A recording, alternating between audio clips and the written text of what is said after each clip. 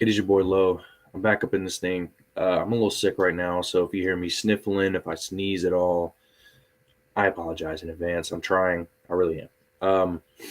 It's been a crazy week for us USFL people, us Breaker fans. It's been crazy. But before I get into the good stuff, make sure you're following me. It's at the bottom. It's literally going to be there the whole video. I don't know why I don't just point that out, but I'm going to. So yeah, it's at the bottom. Go find me, follow me, please, and I'll follow you back.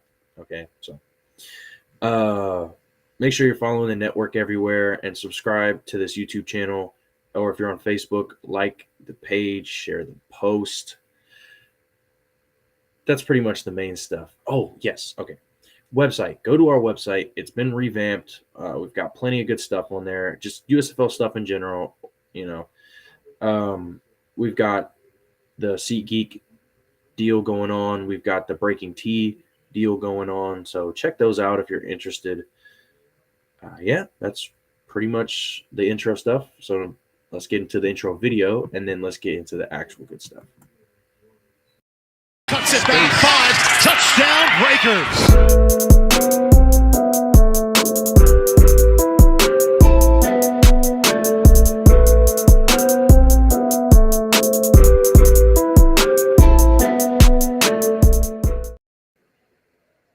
All right. So in this video, I will be breaking down our entire draft class. But before I get to that, I've got to talk about, obviously, like the elephant in the room, okay? McLeod Bethel Thompson signing with the Breakers. There's a lot to unpack here, honestly. I mean, this guy just won a CFL championship, led the league in passing yards, 23 touchdowns. He was an all-star. This is a huge signing for the United States Football League. You got to understand, okay? This is not Shea Patterson, right? Shea Patterson was kind of struggling to make it in the CFL roster to roster and landed in the USFL. This is a guy who literally won a championship as a starting quarterback, one of the best quarterbacks in the Canadian Football League, taking, a pay cut to come play in the United States Football League. For us to be heading into our second season and already having that happen is something really worth noting, okay? It's big stuff. It really is. Now, I understand some people are talking about his age, and I get that. But, I mean, this is a veteran. Look, he wants to get back in the NFL. He wants to be closer to home, to be around his family, and he wants to get back in the NFL. He's 34. He wants one more go at an NFL contract, And it's not like it can't happen, right? Because let's talk about Josh Johnson, right? He played 5 weeks in the XFL in 2020. He balled out, did his thing. And even though he wasn't even the best quarterback in the XFL in 2020, he still landed an NFL contract, and he's still in the National Football League to this day. So, and also he's older than McLeod Bethel Thompson. So it's not like it can't happen, right? So he's betting on himself. He's going to try to come down here, ball out, and get back to the NFL. That's what he wants to do. Now, what does this mean for us? For us, this is win now. Here's the deal, okay? Most of the coaches in the USFL are in their 60s, their 50s, right? They're guys that have been a head coach before for the most part, or have been a coordinator. They've kind of gone through the whole coaching carousel a couple of times. They're towards the end, right? And, they're just kind of chilling. They're just chilling. Obviously, they want to win. They're doing this to win, but they're also just chilling. This is something for them to do to help develop young players and whatnot. And it's a great model for the league. I like that, to have most coaches be like that. Coach Flip is completely different. John DeFilippo is 44 years old. And a couple of years ago, this man was the hottest name in the National Football League, right? As a coordinator, okay? As a coordinator candidate. So He wants to be in the NFL again, and not just like as a quarterback coach or something. Like, this guy wants to be a head coach, right? I feel a sneeze. I'm so sorry. Oh no, I think there's another one. Okay, wait, hold on. All right, we're good. Sorry about that. Okay. Anyway, John DeFilippo wants to be back in the NFL, and he wants to be a head coach one day, right? So he's not here just chilling. This man wants a US. He wants to come in, win a USFL championship, and go to the NFL. He wants to be here one and done, and I am okay with that. Okay, this man is hungry. He, in my opinion, giving all the context that I just gave, he is the hungriest coach in the USFL. I really believe that. He's 44 years old. He wants back in the NFL. He's the hungriest coach in the USFL. And this signing really proves that to me. You don't go and get a quarterback of his level, right?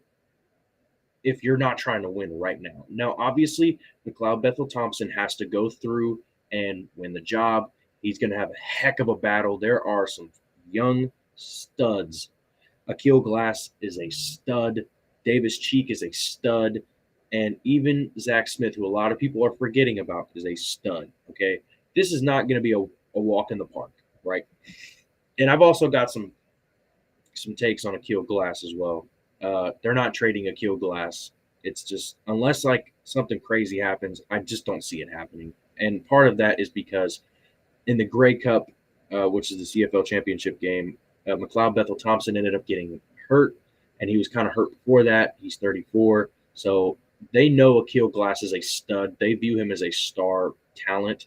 They're not going to just ship the guy away just because Bethel Thompson is here. Okay, I promise you.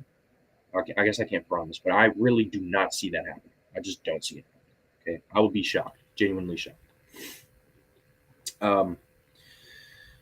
But yeah, they want to win now. Okay, they want to win right now. They want to win a championship, and I'm here for that. I mean, right? Like, I want to see the league succeed, and I like the long-term goal of developing players. But if you got a chance to bring in a guy like Coach Flip, who's gonna get you guys like McLeod Bethel Thompson, I'm cool with them.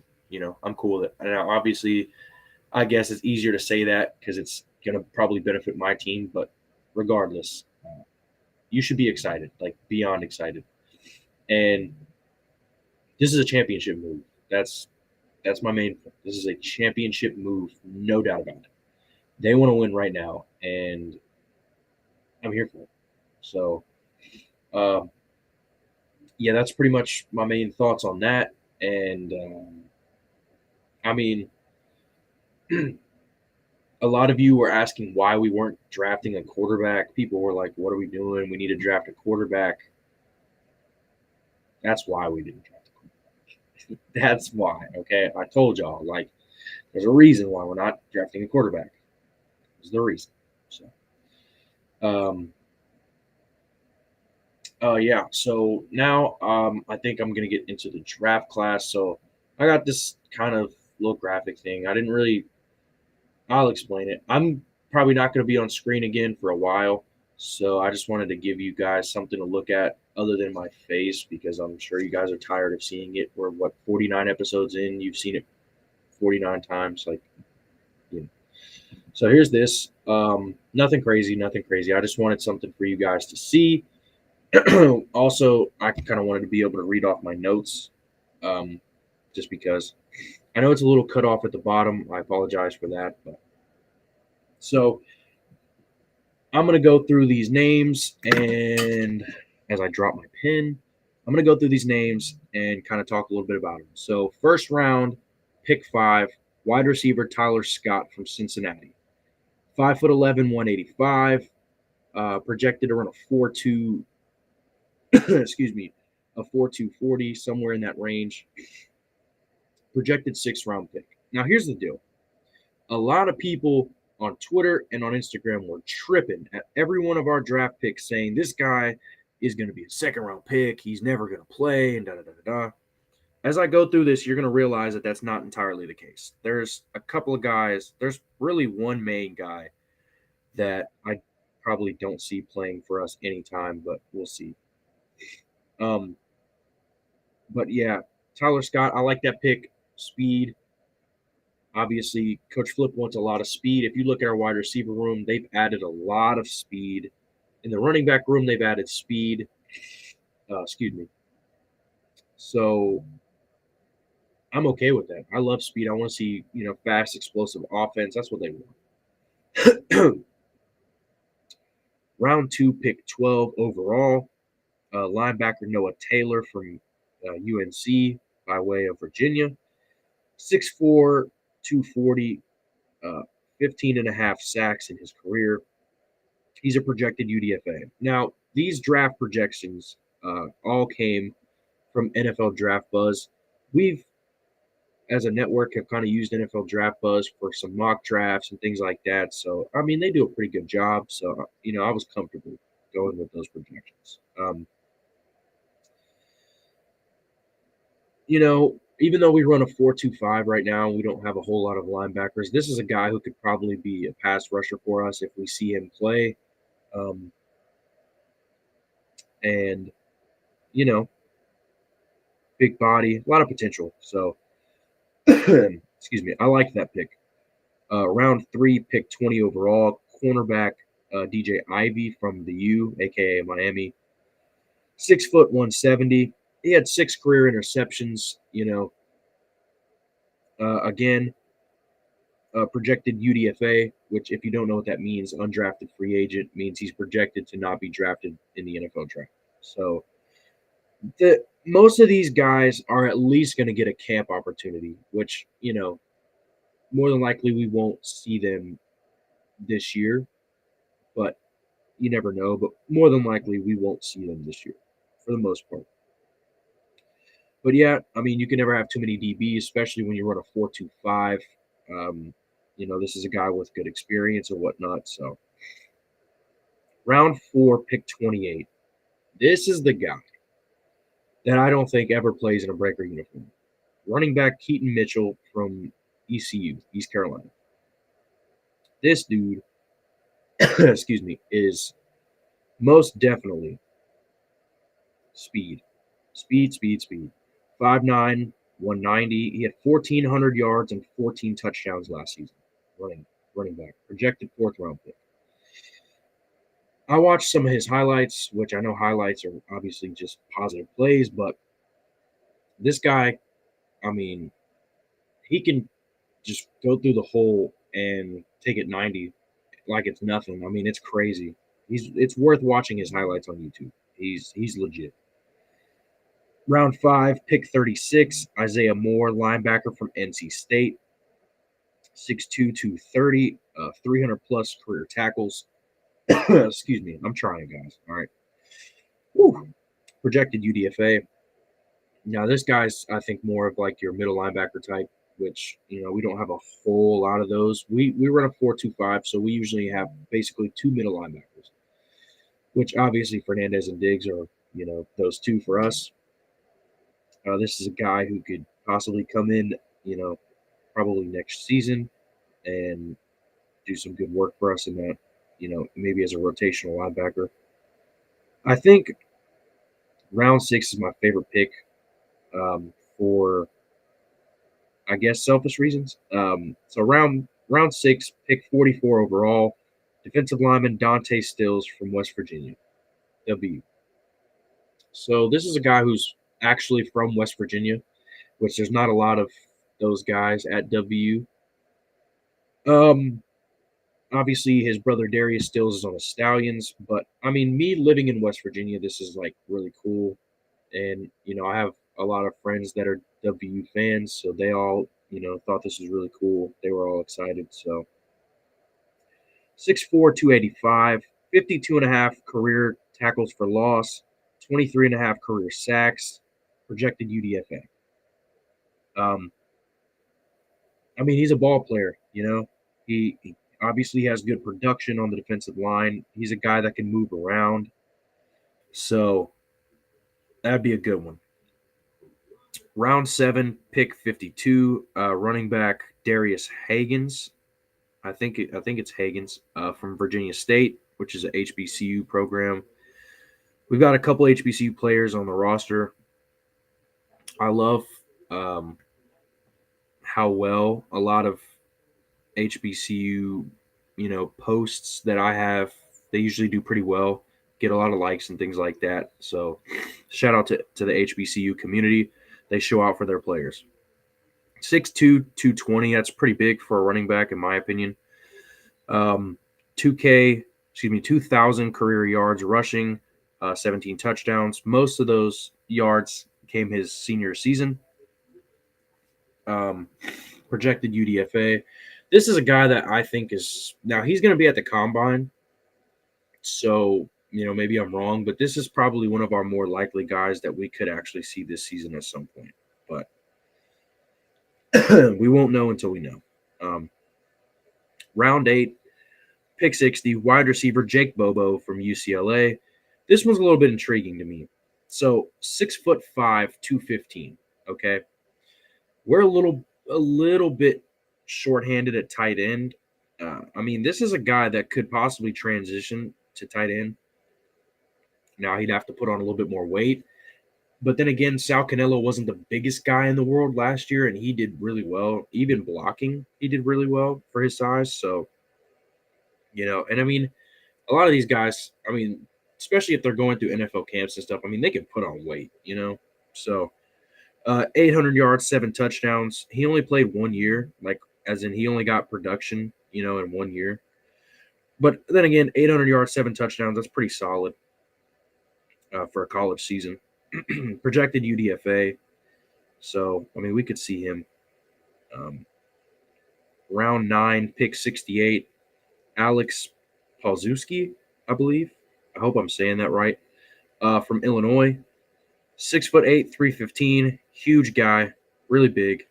Now, when it comes to stats, you usually don't really get many stats for offensive linemen, but he played over 3,600 snaps in college, which is a lot. So he has a lot of experience. That's, it's obviously very helpful. Projected UDFA.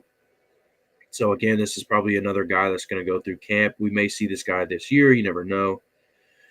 And then round 10, pick 76, defensive back Tyler Baker-Williams from NC State. So we got a couple Wolfpack defensive players this year. And in our draft, that's pretty cool. You like to see that. 6 foot 203. Now, I say defensive back. They have him listed as a cornerback. However, NFL Draft Buzz had him listed as a safety. So I put defensive back just because, he had 10.5 tackle for loss. Most corners don't really have that many tackle for loss in their career. 2 sacks, 3 interceptions, projected UDFA guy. But, yeah, I could see him. Now, our defense, we have guys that can do, either or, especially when you have 5 defensive backs on the field. You need versatility. That's definitely a guy that's versatile, right? So he's a former wide receiver coming out of high school, so he has ball skills, so that's always important. You want interceptions, you want turnovers, you want the ball in your offense's hands as many times as possible. So this is a guy that could get you a couple turnovers. So overall, I like this draft class. And again, once I went through some of their draft projections, because at first I kind of fell for it, when everybody was like, oh, there's no way you'll ever see this guy in a uniform and blah, blah, blah. But I think that's not entirely the case with most of this draft class. Now, there's a lot of potential in this draft class, right? Only 2 of these guys are projected to be drafted in the NFL from NFL Draft Buzz. So, and even then, Tyler Scott as a 6th-round pick. There is a lot of former 6th and 7th round NFL draft picks in our league. So it's not like it's something that can't happen, like a guy like Tyler Scott could possibly be on our roster at some point in the future, in the next year or two. Again, I don't think we'll see a lot of these players until next year, if at all. But I think it's a lot more likely for a lot of these guys than what was initially told. But yeah, I like, there's a lot of potential. Going through, is there 1, 2, let's see, 3, 4, 5. So they took 5 offensive players and 5 defensive players. I mean, that's pretty balanced, obviously. Couple things. Now, Jake Bobo, like I said, excuse me, could potentially be a tight end professionally, but we didn't take a tight end and we didn't take a kicker. Now, I think there was only one kicker taken and one punter taken, but I would have liked to have taken a kicker. But that's all right. I think they'll probably end up signing somebody back. Hopefully, Bertolet comes back or they sign somebody. The one thing to note is that they talked to every one of these guys before drafting them, or most of them at least. At least I was told that the GMs talked to all these guys before drafting them. So I don't think they would have drafted anybody that would be completely uninterested in playing for the Breakers, because this was a rights draft. So like any of these guys could go play in the CFL or the XFL or whatever other FL they want.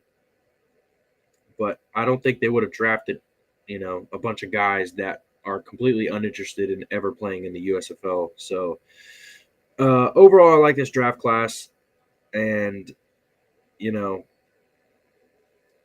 I think we could see a decent amount of these guys contribute to the Breakers in the next couple of years.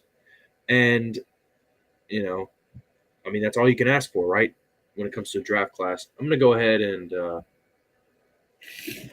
come back on screen because I've done went through everybody's names.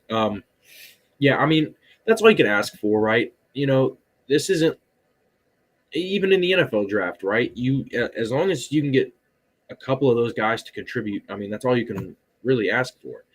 And it's similar with us, right? None of these guys are guaranteed. Like, none of them are gonna just be on our roster. Like, it could happen. It's all potential. So just getting 2 out of 10 of these guys to contribute to the Breakers in the next couple of years would be great, right? So we'll see how it goes. But again, I do like our draft class, and I do hope at some point soon we get to the point where we can have just a traditional, like, these guys are going to be on the rosters type of deal, televised. I hope we get to that point someday soon, but we aren't there yet, and that's okay. It is what it is. But that's pretty much all I've got for you guys this week. Not a super crazy long video, but I just wanted to kind of talk about our draft picks a little bit, and whatnot. And then obviously, talk about the McLeod Bethel Thompson news. That's really big news. So, I had to throw that in here. Yeah, that's pretty much all I've got. So we're approaching episode 50. I don't know if I'm gonna do anything crazy. I've probably gonna get back into doing some interviews for you guys. So, see how that goes. I'm working on some stuff, so we'll see what happens. But yeah, that's pretty much it. So be on the lookout for episode 50 coming next week, or hopefully next week. You never know. Crazy things happen. Regardless, make sure you guys like this video, whether it's on Facebook, Twitter, and YouTube, and share it with a friend. That would be great. I would really appreciate that. And yeah, that's pretty much it. God. Terrible outro, but you know what? It is what it is. We're gonna roll with it because what are you gonna do? Until next time, Breaker Nation, is your boy Low signing off. Peace.